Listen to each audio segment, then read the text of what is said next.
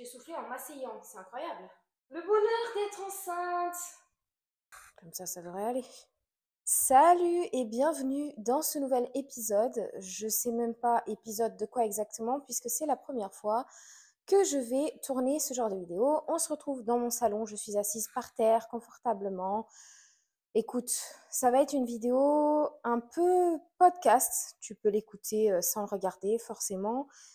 Et en fait, depuis longtemps, j'ai envie de lancer une sorte de podcast où je parle un peu de mon avis sur certains sujets ou sur certains sujets qui me tracassent dans ma vie personnelle, etc. Et là, j'étais en train de discuter avec ma sœur et on parlait d'un sujet qui, je me suis dit, j'ai envie d'en parler tout de suite. Il est actuellement 19h30 et je me suis dit, j'ai envie d'en parler maintenant. Et je me suis dit, bah vas-y, allume la caméra de ton téléphone, installe ton petit micro et parle. J'espère que je suis bien cadrée. Je suis en train de filmer avec mon nouveau téléphone.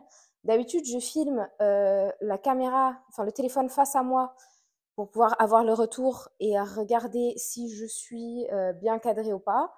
Là, je filme avec un nouveau téléphone, comme j'ai expliqué, mais aussi avec enfin, je me vois pas là, j'ai pas de retour, donc j'espère que je suis bien cadrée. Je me suis fait la fameuse recette de mousse au chocolat, 2 ingrédients là, qui était il y a quelques mois, voire un an, très populaire sur les réseaux sociaux. Et j'avais envie de mousse au chocolat. Je sais pas pourquoi, depuis que je suis enceinte, j'ai envie de manger de mousse au chocolat depuis ces 2 ou 3 derniers mois. Et donc, je m'en suis fait une version beaucoup plus simple. Du coup, je te propose que je m'enfile toute la mousse au chocolat que j'ai fait ce matin. Et en même temps, on va parler du sujet du jour. Le sujet du jour, c'est se sentir chez soi, dans un pays différent ou dans son propre pays. Parce que j'ai remarqué que, en fait, je vois souvent des personnes qui vivent à l'étranger et qui disent qu'ils se sentent chez eux alors que dans leur pays à eux, ils ne se sentaient pas comme ça, etc. Et en fait, je connais très bien cette sensation et j'aimerais en parler et savoir si je suis la seule à me sentir comme ça ou pas. C'est plus une crème dessert qu'une mousse, hein, mais bon, bref.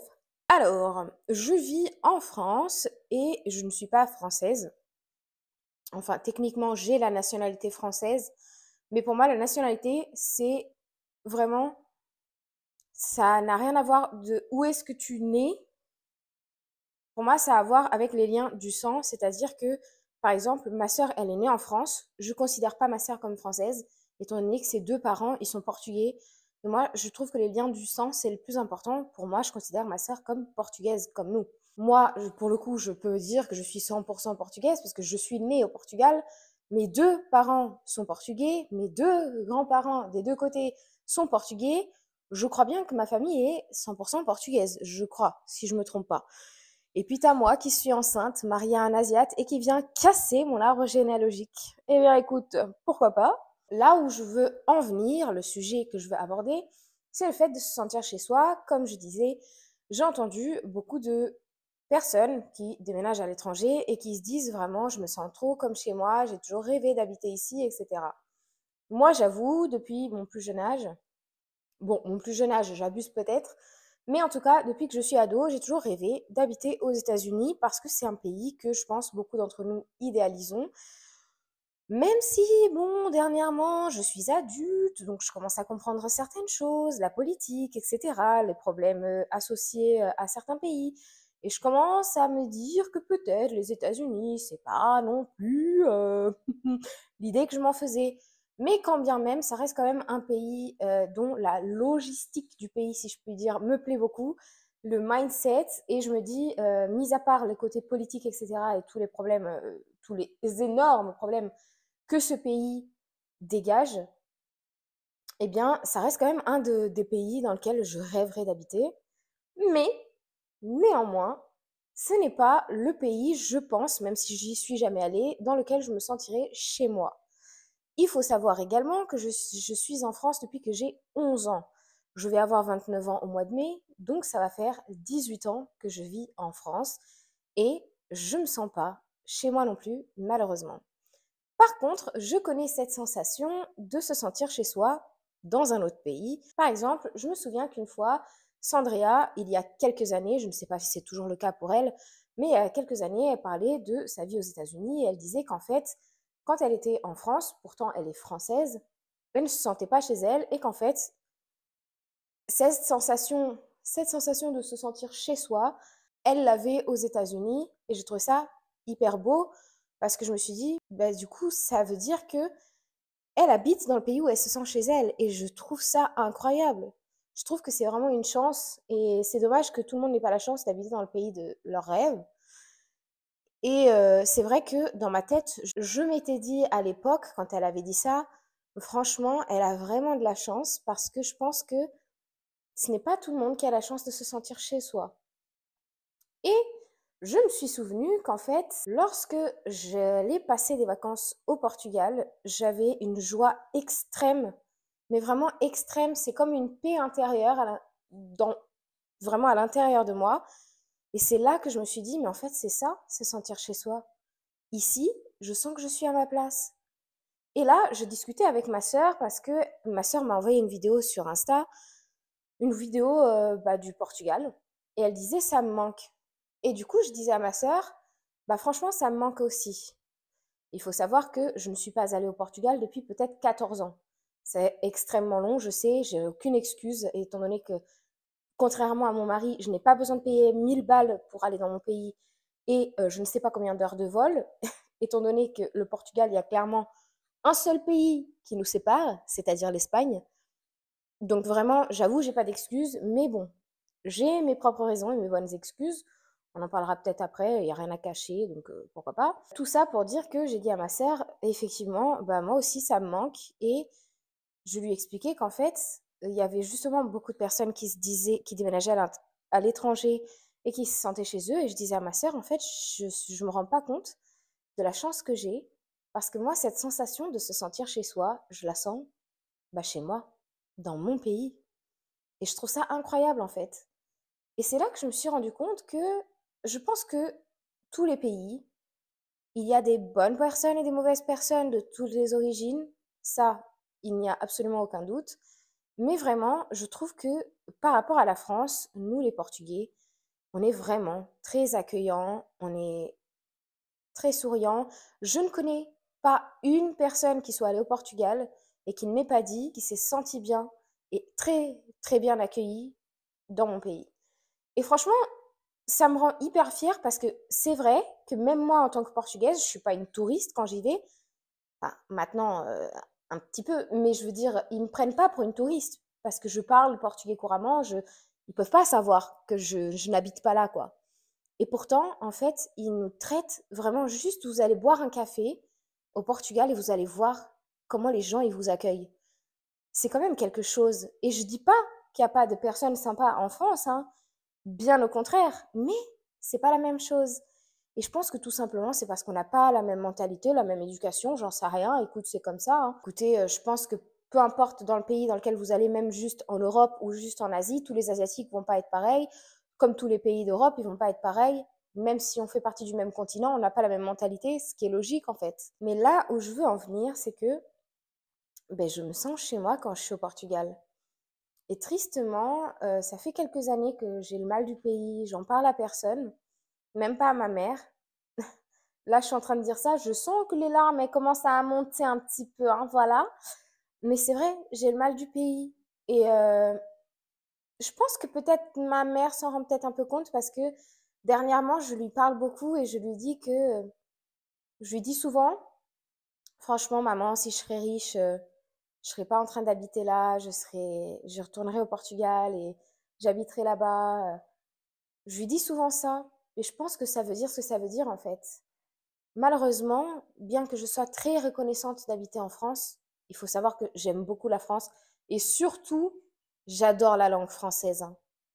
Ce n'est pas la langue la plus facile à apprendre, mais j'aime beaucoup la langue française. D'ailleurs, ça m'horripile les gens qui parlent mal français. Et là, je ne parle pas des étrangers, hein. Je parle vraiment de cette jeunesse qui écrase la langue de Molière. Non, vraiment, les gens qui écrivent mal le français, par exemple, ça va, S-A-V-A, non, non. Et les gens en mode, je m'explique. Ça m'arrive des fois d'être énervée et d'employer des mots, on dirait un peu que je vends de la drogue au quartier, tu vois. Je suis là en mode, vas-y frère, ça me casse les... tu vois, ça m'arrive. Tout le monde s'énerve, ça nous arrive de sortir des gros mots, etc. Mais je sais parler le français soutenu.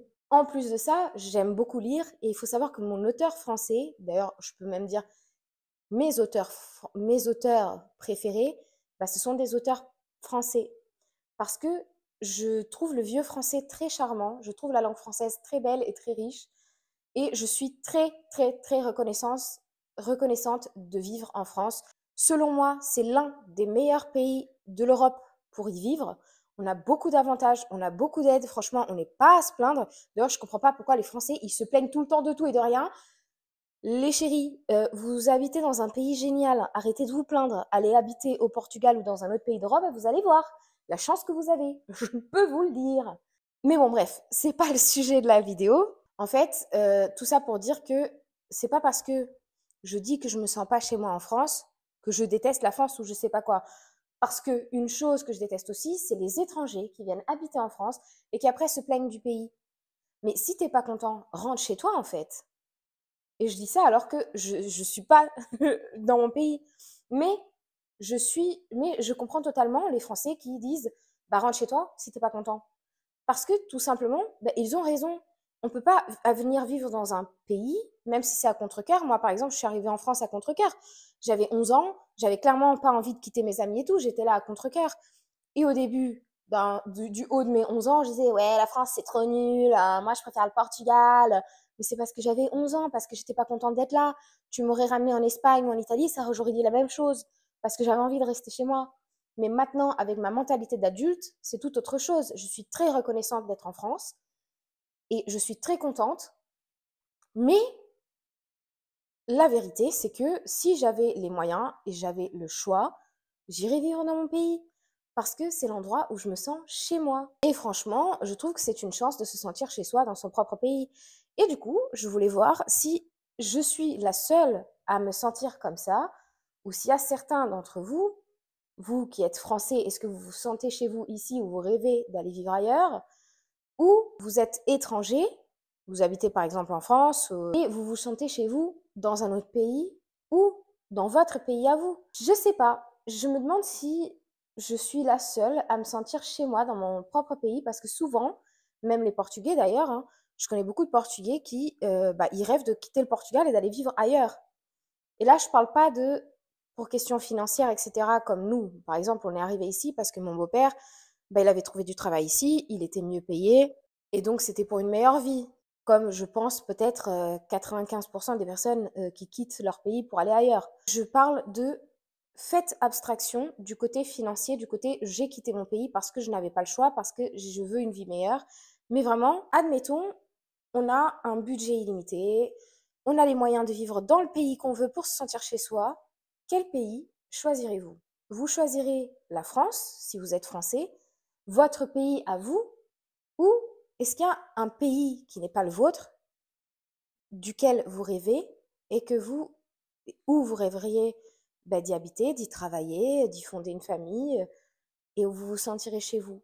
Est-ce qu'il y a un pays même dans lequel peut-être vous avez déjà voyagé, où vous vous êtes dit, là, je me sens chez moi? Moi, je pars du principe, je sais que je suis un peu rêveuse, mais je pars du principe que rien n'est impossible dans la vie et que même les choses les plus folles peuvent arriver à tout le monde.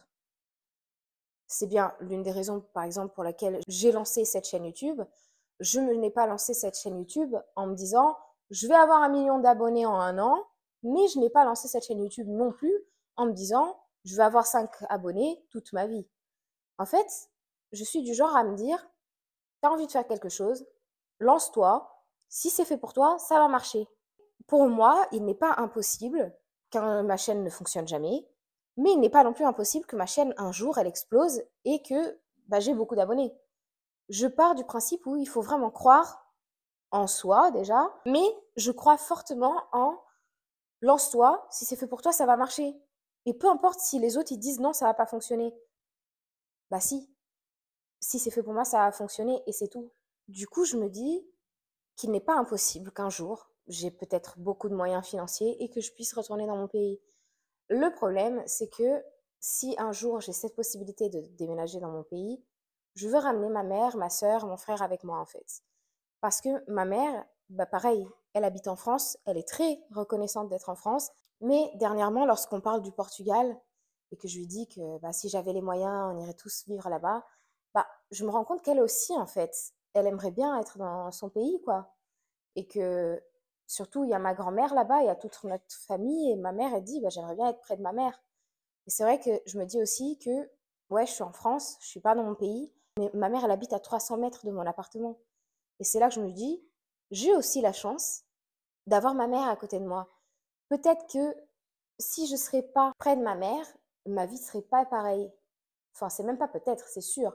En fait, il faut savoir que je suis très fusionnelle avec ma mère. Je sais qu'il y a des gens qui n'ont absolument aucun mal à aller habiter à l'étranger sans leur mère, leur père, etc. Ma mère, par exemple, elle est très proche de ma grand-mère et pourtant ma grand-mère, elle est au Portugal, ma mère, elle est ici. Moi, je pense que je serais incapable de faire ça. Je ne vois pas ma vie sans ma mère. On est beaucoup trop fusionnels. Ma mère, c'est un peu mon âme sœur en fait. Je passe beaucoup de temps avec ma mère. J'ai besoin d'elle en fait. Pas en mode c'est le cordon ombilical qui n'a pas été coupé. C'est juste que vous voyez le concept d'âme sœur. Pour moi, le concept d'âme sœur, ça concerne pas forcément les amoureux en mode ouais, c'est Tom, c'est mon âme sœur. Non, pour moi, c'est vraiment une connexion d'âme. Peu importe si c'est pas une relation amoureuse, tu peux trouver ton âme sœur dans une amitié, dans un membre de ta famille. Enfin, moi personnellement, je crois en ça et j'y crois encore plus fort parce que je pense que ma mère, c'est mon âme sœur. Vraiment, on a une connexion particulière. C'est un truc de malade. Et c'est inexplicable. On est vraiment connectés, mais littéralement en fait. Et donc, c'est la raison pour laquelle je me dis, si un jour je dois déménager au Portugal, je dois avoir assez de moyens pour pouvoir amener ma mère, ma sœur, mon frère et tout, bah avec moi en fait. Je, je ne dis pas qu'on va habiter tous dans la même maison, mais je veux dire habiter tous au même endroit, pouvoir avoir accès bah, à ma famille en fait, aux gens que j'aime le plus. Et ça, c'est primordial en fait. Je ne me verrai pas aller chercher mon bonheur en vivant bah, dans mon pays et laisser ma mère ici. Je peux pas. C'est ça, en fait. Je me rends compte que j'ai le mal du pays, que je me sens pas trop bien d'être ici. Il y a peu de choses qui me font vibrer, en fait. Les seules fois où j'ai senti vraiment mon cœur vibrer, c'est lorsque, en 2011, j'ai passé 9 mois au Portugal. J'étais censée y aller juste pour des vacances et au final, j'y suis restée 9 mois parce que je voulais pas revenir. Le fait d'être là-bas et de vivre là-bas, ça m'a fait vibrer. Ça a été une année de ma vie qui était incroyable et que j'oublierai jamais. Ça a été aussi le jour où j'ai décidé de faire des études de droit. Je me suis rendu compte de ce que c'était de faire quelque chose qui te passionne. Et je me dis que j'espère avoir la chance un jour de terminer ces études parce que pour moi, il n'est jamais trop tard pour reprendre ces études. Si tu es là, tu regardes cette vidéo, tu as 40 ans, 50, 30, 25 et que tu veux reprendre tes études, reprends tes études, il n'est jamais trop tard. Moi, j'ai presque 30 ans et pourtant, j'ai toujours l'espoir d'un jour finir mes études parce que en plus de ça, il faut savoir que moi, j'ai validé mes 2 premières années de droit. Je fais encore une année, j'ai une licence en droit. Donc, c'est complètement bête de ma part d'avoir la chance de pouvoir le faire et de ne pas le faire. Parce que pour le coup, c'est vraiment con. Parce que je fais 2 ans de droit, je passe le concours d'avocat, je peux devenir avocate. Pour 2 ans, je veux pas louper mon rêve, en fait. Mais bon, ça, c'est un autre sujet. Je sais pas si un jour je pourrais avoir la possibilité de finir mes études, mais c'est quelque chose dont je rêve vraiment parce que ça me fait vibrer, en fait. C'est un truc de fou. C'est passionnant. Pendant longtemps dans ma vie, quand j'étais ado, surtout, j'étais un peu en mode une petite déprime parce que je me disais, mais en fait, je suis passionnée par plein de trucs, mais il n'y a vraiment rien qui me fait vibrer, quoi. Je sais pas comment chercher une autre expression meilleure que celle-là, vraiment te faire vibrer de l'intérieur. On dirait que ton cœur, il fleurit, tu vois. Et en fait, bah, c'est ça. Quand je suis au Portugal et quand j'ai passé cette année au Portugal et quand j'ai commencé à faire mes études de droit, c'est l'une des sensations que j'ai ressenties en fait. Et je trouve ça incroyable d'avoir une chose dans ta vie qui te fait sentir comme ça. Je reprends le fil de la conversation. Donc, ces 2 moments-là de ma vie où j'ai ressenti ça. Et aussi le moment où j'ai rencontré mon mari pendant les premiers mois de notre rencontre, quoi. je me suis sentie fleurir de l'intérieur du cœur, c'est exactement ça. Ça m'a fait vibrer encore une fois et je me suis dit: «Waouh, c'est l'homme de ma vie, en fait». Et donc c'est les 3 moments de ma vie où mon cœur, il a vibré et je me suis dit: «Imagine avoir les 3 choses que j'aime le plus». Imagine, je finis mes études de droit, je deviens avocate, j'ai mon mari à côté de moi et en plus de ça, j'habite dans mon pays. Il y aura pas moyen de pas être heureuse.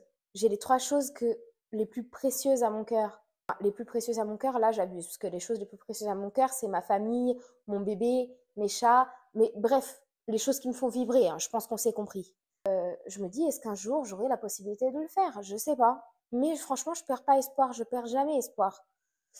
Là, je suis en train de parler et je sens que les petites larmichettes montent. J'ai vraiment envie de pleurer parce que c'est un sujet qui me touche particulièrement et je sens mon cœur un peu attristé là quand je suis en train de parler parce que bah, je suis en train de parler de ça et en même temps, je me dis, je sais pas si j'aurai la chance de vivre ça un jour.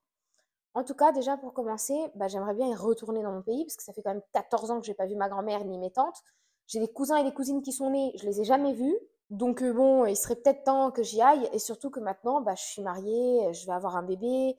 Donc je me dis, j'aurais trop aimé aller dans mon pays avec mon mari et lui faire connaître ça. Et d'ailleurs, je le connais et je sens qu'il va se sentir trop bien là-bas. C'est un truc de fou. Il va pas avoir envie de revenir là. Moi, ça me va, hein. Je sais pas si cette année on pourra y aller, étant donné que le bébé est prévu pour le mois de mars. Donc je sais pas si tu peux voyager avec un bébé en bas âge, c'est peut-être compliqué. Écoute, je sais pas si on va pouvoir avoir la chance d'aller au Portugal cette année. Mais en tout cas, j'espère que dans les prochaines années, je vais pouvoir y aller. Et si possible cette année, parce que bon, quand même, 14 ans sans aller visiter son pays, ça fait long. Quand je vois tous ces Algériens, ces Marocains, ces Portugais et tout, qui vont dans leur pays tous les étés et tout, je me dis, mais en fait, ils ont tout compris. Ils ont tout compris de retourner chez eux, en fait. Je trouve que c'est bien pour se ressourcer. Et je me dis, bah moi, j'ai pas fait ça depuis 14 ans. Quand je dis ça aux gens, ils sont choqués parce que ils se disent, mais en fait, le Portugal, c'est à côté, pourquoi elle y va pas, elle? Sauf qu'en fait, je travaille. Quand j'arrêtais de travailler, bah, j'étais en train de faire mes études. Les études de droit, c'est très prenant. Donc moi, pendant les vacances, bah, je travaillais parce que j'étais étudiante. Du coup, j'avais besoin d'argent aussi bah, pour l'été. Et donc, je trouvais jamais l'occasion de partir dans mon pays. Et voilà pourquoi, à chaque fois, il y a une excuse. Et au final, bah, 14 ans sans aller visiter mon pays, quoi. Donc, ça fait 14 ans que je n'ai pas eu cette sensation de vraiment toucher le sol portugais et me sentir chez moi. Et c'est trop triste en vrai parce que j'ai la chance, quand je vois que mon mari, pour aller dans son pays, il doit payer minimum 1000 balles et quelques juste pour le billet d'avion. En plus, c'est un voyage en avion avec une ou deux escales, alors que moi, en 1h10, je suis à Lisbonne, quoi, en avion. Et des fois, si tu cherches souvent, t'as même des billets des fois à la dernière minute pour 20 balles. J'ai vraiment aucune excuse là. Enfin bref, on verra bien. Je veux pas y aller toute seule, je vais y aller avec mon mari. Comme il travaille, je travaille, etc. Là, pour le coup, va vraiment falloir caler ça dans notre emploi du temps, en plus avec le bébé, donc je sais pas comment ça va être. Mais ouais, mon goal dans la vie, ça aurait été vraiment d'aller y habiter. Mais déjà, est-ce que mon mari serait d'accord? En plus, il a déjà dû apprendre le français. Ça lui ferait une langue de plus à devoir apprendre. À savoir que mon mari parle déjà 5 langues. Vous imaginez? Il aurait une sixième langue à apprendre. Le pauvre, j'ai pas envie de lui infliger ça. Il m'a dit, franchement, j'en ai marre d'apprendre des langues là. Je pense que le français, ça l'a traumatisé. Waouh! Je me sens hyper soulagée d'avoir vidé mon cœur comme ça là. C'est un sujet qui peut paraître un peu pas très important, mais c'est vraiment quelque chose qui me touche et en fait, je me rends compte que j'avais besoin d'en parler.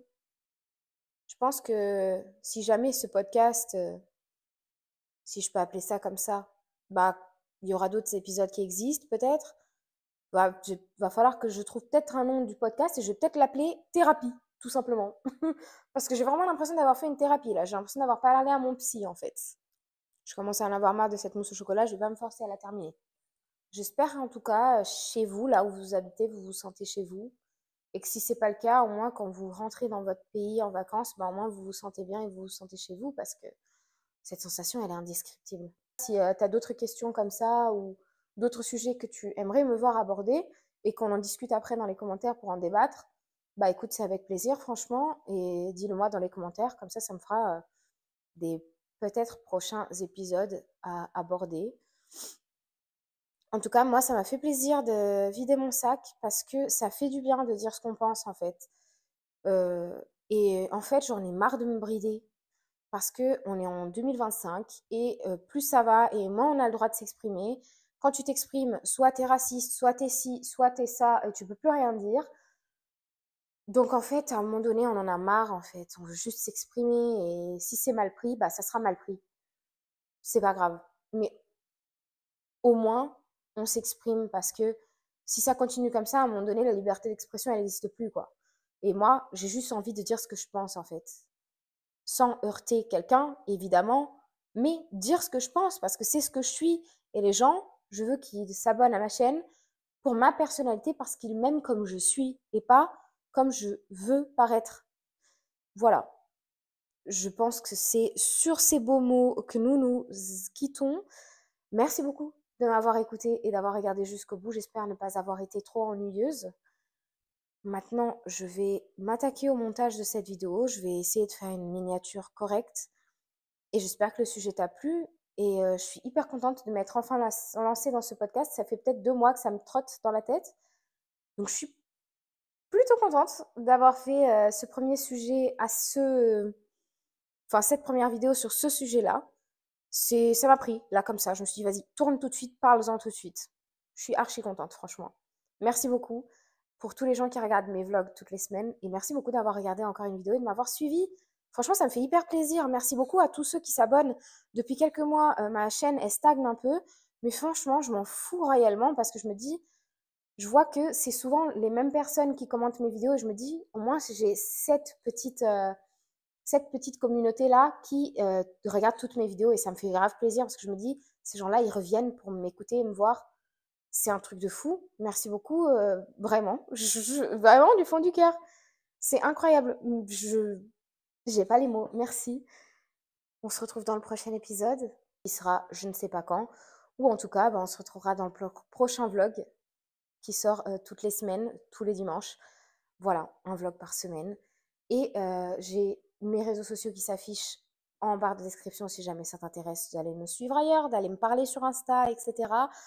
Voilà, ici c'est nature peinture. Même mon Insta, crois pas que tu vas voir des trucs hyper esthétiques, hein. C'est vraiment nature peinture. C'est comme si j'avais un Insta, c'est genre entre potes, tu vois. C'est vraiment des photos pas qualitatives, des textes approximatifs. Ça me ressemble.